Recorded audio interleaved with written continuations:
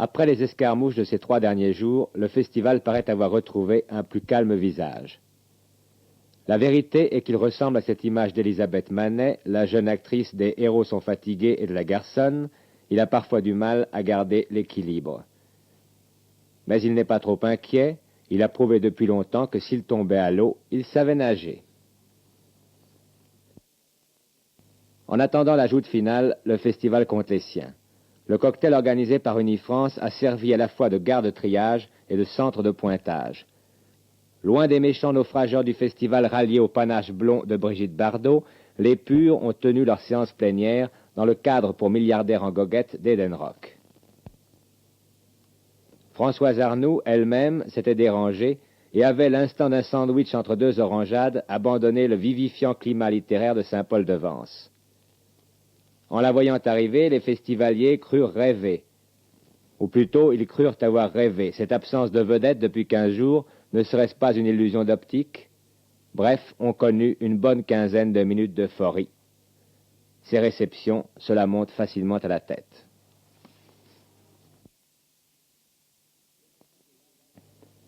D'autant plus que le lendemain, une des actrices qui draine en Europe le plus d'argent devait faire une timide apparition. Romy Schneider, qu'un film nommé Sissi a rendu célèbre chez toutes les ménagères vertueuses d'Outre-Rhin, est une sorte de Maria Schell qui ne se prendrait pas pour Maria Schell, comprenne qui pourra. L'ouvrage qui nous vaut la faveur de la revoir est intitulé Sissi impératrice. Il est autrichien, et s'il clôturera le festival, n'allez tout de même pas jusqu'à croire que c'est une manière d'honorer la mémoire d'Eric von Stroheim. Si, il y a tout de même eu ici une grande vedette. Regardez bien. Il s'agit de ce petit homme au front dégarni qui regarde tourner un mouton à la mode brésilienne. Vous ne l'avez pas reconnu? C'est pourtant le meilleur coureur automobile du monde, Juan Manuel Fangio. Maurice Renet, en effet, l'avait invité à un assado, terme technique qui désigne le genre de réunion à laquelle vous assistez.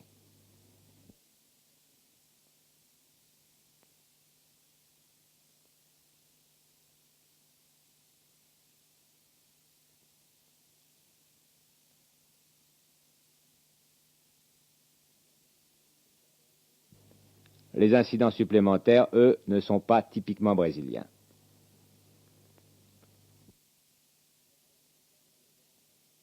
Maurice Renet, dans le domaine du cinéma, vous appartenez à une catégorie d'acteurs bien définie, bien cataloguée. Vous êtes ce qu'on appelle un jeune premier. Ça doit être agréable d'être un jeune premier, non? Oui, c'est pas désagréable, mais vous savez, je crois pas qu'il y ait... vous croyez qu'il y a des catégories comme ça qu'on peut dire, un tel est un jeune premier, un tel est un... C'est ce qui se dit en tout cas, vous savez. Oui, enfin, oui. Moi, je suis pour les formules bien établies parce que ça évite de penser. Chacun sait que dans le cinéma, c'est justement ce qu'il faut éviter de faire.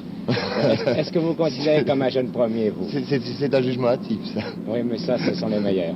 Est-ce que vous vous considérez comme un jeune premier? Il faudrait d'abord définir ce que c'est qu'un jeune premier. Comment vous considérez-vous? Comme un acteur avant d'être un jeune premier. Comme un acteur avant d'être un jeune premier. Ça dépend ce que vous entendez comme jeune premier. Si c'est une étiquette journalistique, alors ça ne m'appartient pas de dire si je suis jeune premier ou pas, c'est plutôt journaliste. Vous avez toujours voulu être acteur ou est-ce que c'est parce que vous étiez joli garçon que vous avez fait du cinéma? Merci.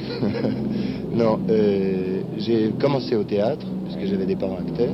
Oui. Enfin, puisque j'avais... Non, j'ai eu le goût du théâtre. Il y a beaucoup d'avions, on a profité pour faire un petit meeting en notre honneur. J'ai eu le goût du théâtre. Très vite, très jeune.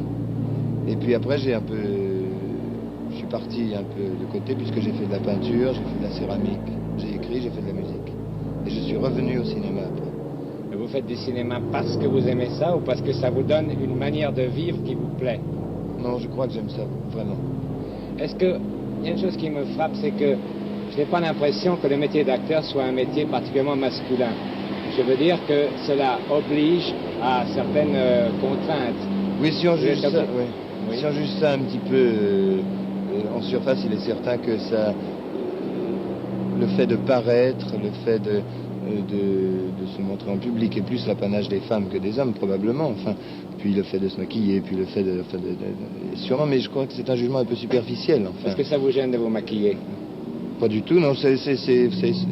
C'est comme un artisan ou un type qui ferait une tasse de café et qui voudrait pas faire la peinture dessus parce que ça l'ennuierait. Je crois que ça fait partie du métier, ce sont des contingences qui font partie. Je pense qu'il doit être difficile pour un acteur, justement, c'est d'avoir à solliciter pour des rôles, d'avoir à se déplacer, d'avoir à dépendre d'un tas de gens. En principe, un homme aime bien être indépendant. Or, les acteurs le sont rarement. Vous êtes un être assez indépendant. Comment est-ce que vous faites pour préserver cette indépendance? Oui, sûrement, j'ai un tempérament indépendant. Mais je crois que dans tous les métiers, enfin tous les métiers ont leurs obligations, et celui-là aussi. C'est pas le fait d'être dépendant de quelque chose que étant donné qu'on a choisi un métier, je crois qu'il faut le faire d'un bout à l'autre. C'est pas ça. Je crois pas que l'indépendance soit le fait de sortir quand on a envie de sortir, de prendre un verre quand on a envie de prendre un verre. C'est plus profond que ça, non, l'indépendance. Et comment est-ce que vous expliquez que nous n'ayons pas en France des acteurs comme par exemple William Holden, Dana Andrews, Robert Ryan, des acteurs justement qui n'ont pas l'air d'être des acteurs, qui ont l'air de rentrer dans le film un peu par hasard. Et c'est peut-être d'ailleurs pour ça qu'ils ont tellement l'air d'y être à leur place. Ça, je crois que c'est inhérent au sujet et à une certaine école en Amérique qu'il n'y a peut-être pas en France. Enfin, en France, c'est beaucoup plus sur le plan individuel et personnel qu'on est acteur ou qu'on devient acteur. En Amérique, il y a des écoles, il y a une école de comportement, il y a la nouvelle école d'Elia Kazan. Enfin, oui, c'est ça. Et vous croyez que ça n'a pas toujours existé, que c'est nouveau? En tout cas, je pense, non, Elia Kazan est nouveau, mais enfin, je pense qu'en Amérique, ils ont toujours traité l'acteur sur le plan, si j'ose dire, un peu industriel, enfin. Oui. Mais, vous voyez, par exemple, il m'est arrivé d'assister à des auditions d'acteurs masculins. Eh bien, j'ai toujours très étonné de voir ces jeunes gens arriver, justement, avec des cravates bien fringuées, etc. Pour moi, vous dites ça. Justement, c'est parce que vous n'avez pas de cravate que je le dis. Je trouve ça très sympathique. Vous ne seriez pas là sans ça. Ce genre d'acteur ne m'intéresse pas, justement. Mais, et ces gens-là avaient l'air timides. J'aurais voulu qu'ils rentrent, qu'ils s'assiedent sans qu'on leur dise, qu'ils parlent aux producteurs, aux gens, qu'ils ne se considèrent pas comme une espèce de bétail qu'on fait tourner. C'est absolument pas votre cas, justement. Je voudrais savoir comment il se fait que vous soyez si différents. Je sais pas, c'est peut-être parce que j'ai jamais considéré qu'on apprenait ce métier dans les cours de théâtre. Enfin, on apprend des tas de choses dans les cours de théâtre, ne serait-ce que l'audace de se montrer en public. Mais je crois que c'est un métier qu'on apprend beaucoup en vivant, au contact des gens et en faisant tout autre chose que ce métier-là. À défaut de bébé, nous avons eu Bibi. Bibi, c'est en effet le prénom de cette charmante baigneuse, la seule du festival. À part cela, Bibi Andersson, tel est son nom au grand complet, est la vedette du film suédois Le Septième Saut, œuvre que l'on attend avec d'autant plus d'impatience que son réalisateur est Ingmar Bergman, celui de Elle n'a dansé qu'un seul été.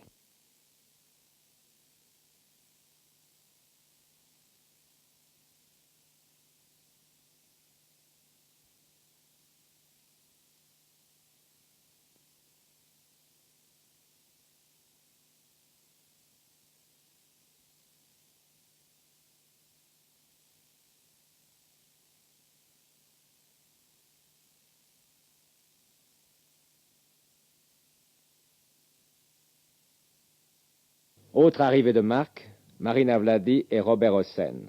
Venus de Suisse pour 24 heures, la faveur avec laquelle ils ont été accueillis les a contraints à prolonger leur séjour.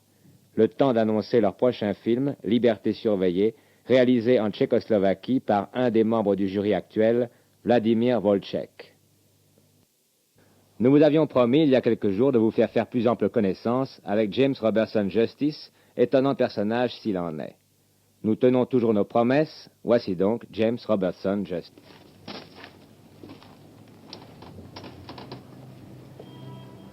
James Robertson Justice, pas facile à dire, hein? Oh. Vous êtes certainement un personnage très curieux, mais je crois que vous paraîtrez encore plus curieux à notre public quand ils vous entendront parler. Ne parlez pas tout de suite parce qu'on va leur faire la surprise. Et je dis que vous êtes un personnage très curieux parce que j'ai dans ma poche une biographie de vous, très bien faite, où on m'explique ce que vous êtes. Est-ce que vous savez ce que vous êtes exactement? Non, je n'ai pas vu la biographie. Je vais vous le dire, c'est très très très bien fait.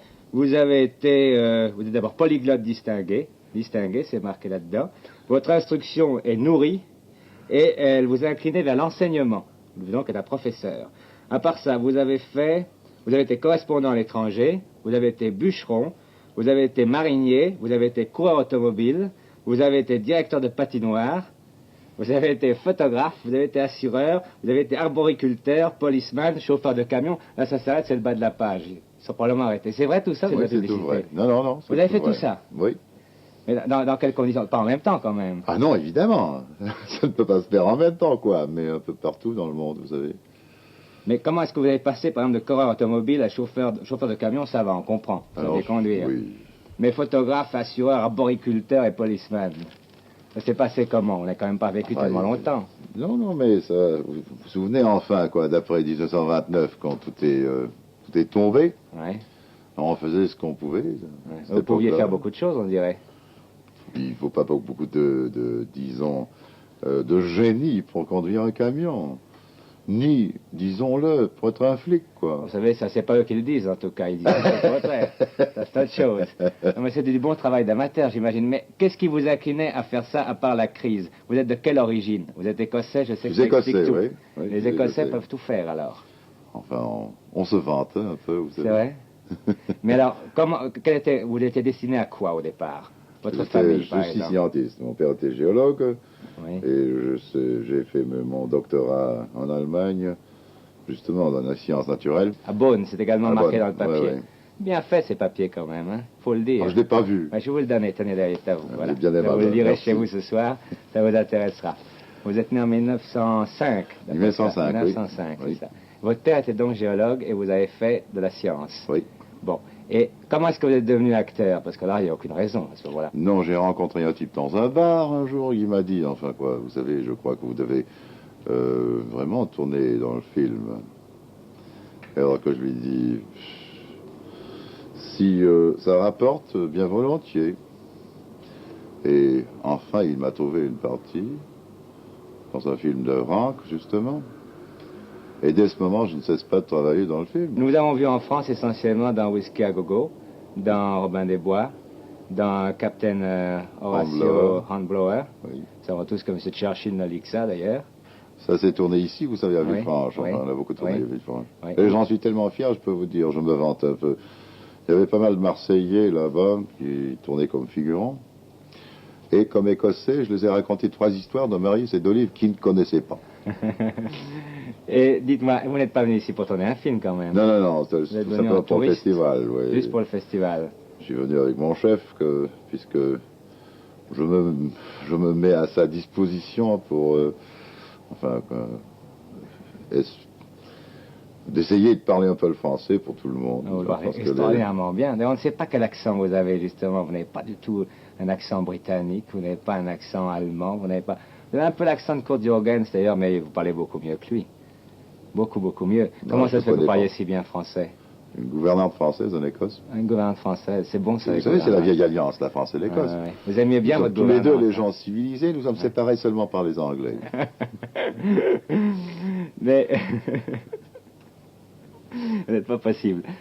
Dites-moi, qu'est-ce qui vous a frappé au festival, particulièrement? Je vous dis tout franchement que hier, puisque vous me l'avez présenté, j'ai rencontré pour la première fois Jean Cocteau. Oui.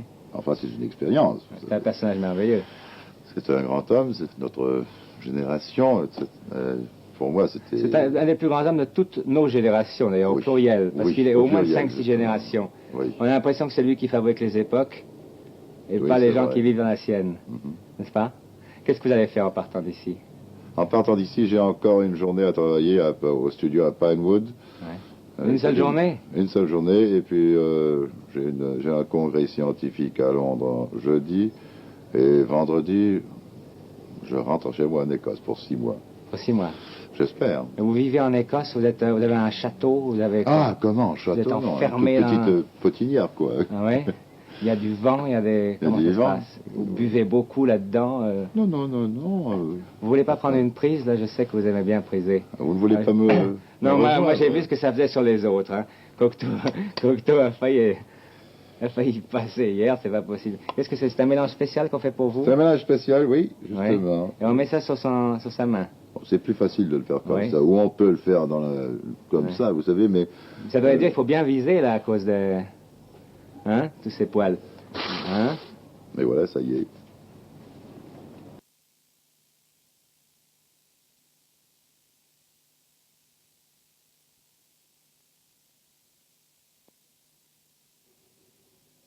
Et voici, maintenant, tout est sur le point de finir. Les résultats ne sont pas encore officiellement connus, mais dès maintenant, M. André Mauroy, président du jury, nous a fait l'honneur de bien vouloir vous indiquer la teneur du palmarès. M. Mauroy, à vous. Voici le palmarès du 10e Festival international de Cannes. Palme d'or, La loi du Seigneur, États-Unis. Prix spécial du jury. Ils aimaient la vie, Pologne, et le 7e saut, Suède. Prix spécial pour son scénario original, sa qualité humaine et sa grandeur romanesque, le 41e URSS, à l'unanimité du jury. Prix du meilleur metteur en scène, Robert Bresson, France, à l'unanimité. Prix d'interprétation féminine, Giulietta Messina et son personnage, avec hommage à Fellini, Italie, à l'unanimité. Prix d'interprétation masculine, John Kitzmiller, dans La vallée de la paix, Yougoslavie. Prix du documentaire romanesque, Le toit du Japon, Japon, Kivitok, Danemark. Gautama de Bouddha obtient une mention exceptionnelle pour sa beauté morale et plastique à l'unanimité. Ce film est de l'Inde. Prix de la meilleure sélection, la France, pour les films suivants: grand-métrage Celui qui doit mourir, un condamné à mort s'est échappé, court-métrage Gnoc, toute la mémoire du monde. Palmarès des courts-métrages. Palme d'or, courte histoire, Roumanie. Prix du documentaire, Capitale de l'or, Canada, pour son animation originale de photographies exceptionnelles. Prix du film de nature, Prairie d'été, pour la poésie de sa réalisation, République fédérale de l'Allemagne. Mention spéciale, Les chasseurs des mers du Sud, URSS, pour le remarquable travail de l'opérateur.